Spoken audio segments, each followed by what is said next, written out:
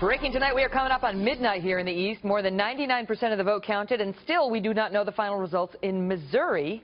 Just a couple thousand votes separate Donald Trump and Ted Cruz. Joining us now to discuss, Chris Steyerwalt, our Fox News digital politics editor, and Howie Kurtz, host of MediaBuzz. So what's going to happen in Missouri? Man, it is tight. It is my Dan Ratherisms. I'm having to stifle down tighter than a hungry tick on a bloodhound, or what all of that stuff. I'm going to push that down. I'll just say it's as tight as the St. Louis Cardinals pitching rotation.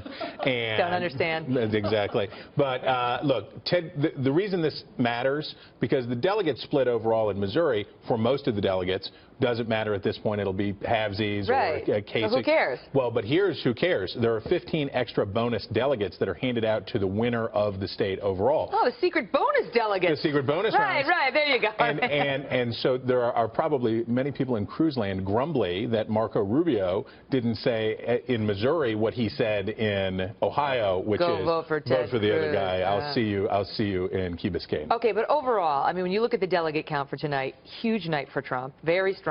Is he unstoppable now? No, he's not unstoppable. Look, neither Trump nor Cruz are in a good position to get to the requisite number of delegates to win Trump's outright. not? How do you get there, Trump, Chris? no. Trump needed to get tonight 270-some delegates. He'll get 220, let's guess, roughly speaking. So he had a good night, but he comes up just short. He needs to start winning at the 50% rate. Now, that might happen because the Republican Party might just exhaust itself.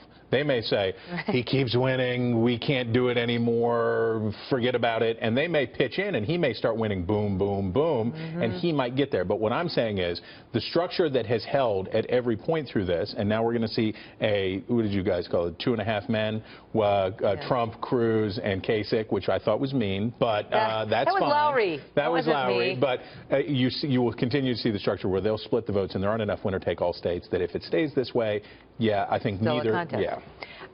Howie, first let me ask you what you thought about that conversation with Kat Pearson and Rich Lowry about the Trump campaign not granting access to this political reporter, and it's happened repeatedly. You know, can't have this. Can't have reporters being bounced out of coverage of a major presidential candidate, much less the president, when they don't like the coverage. Imagine if Barack Obama did that.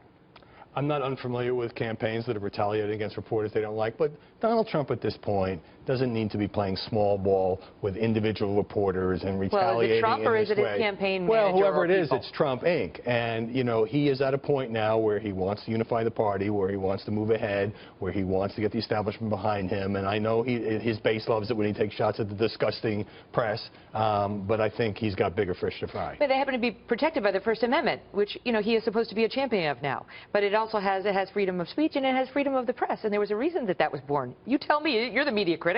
I don't think reporters should be kicked out of events if they're credentialed, even if the campaign doesn't like what they say, and especially if the editorial page endorses somebody else that's not their beat reporter's fault. On the point about Trump heading toward this nomination with what I think is a big lead, you asked earlier whether the Republican Party could be fractured by a Trump nomination. I think what could fracture the Republican Party is an attempt by the Remembering establishment to deny Trump the nomination if he is anything close to the magic 1237, because that will leave that's just the other side of the same coin. Yes. You know, how ticked off are each side of the Republican Party, those who back Trump and those who do not.